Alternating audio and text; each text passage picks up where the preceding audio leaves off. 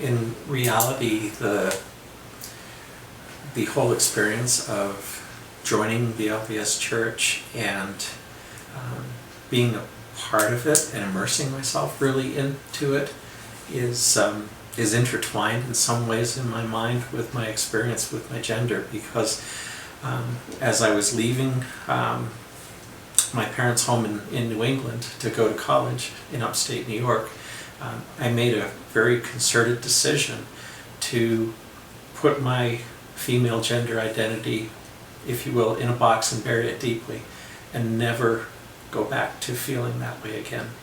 It was extremely pervasive while I was a teenager, and I decided that heading off to college, it was time to put all of that behind me.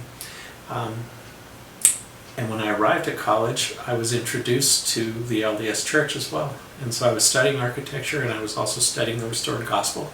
And I felt, I think at the time, that if I chose this path to be a Latter-day Saint, that it would help strengthen my efforts to put that gender thing away, if you will.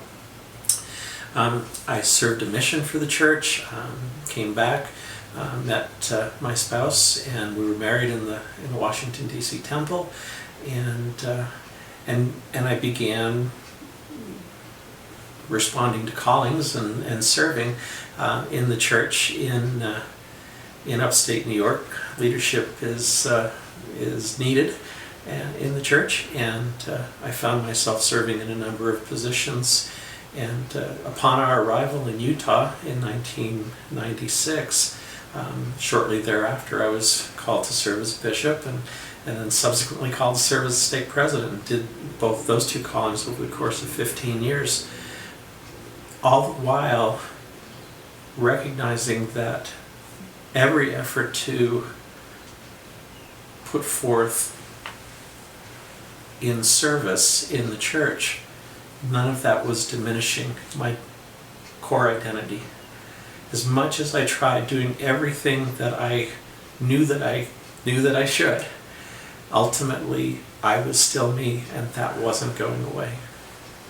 And eventually I reached that junction of live authentically or perish.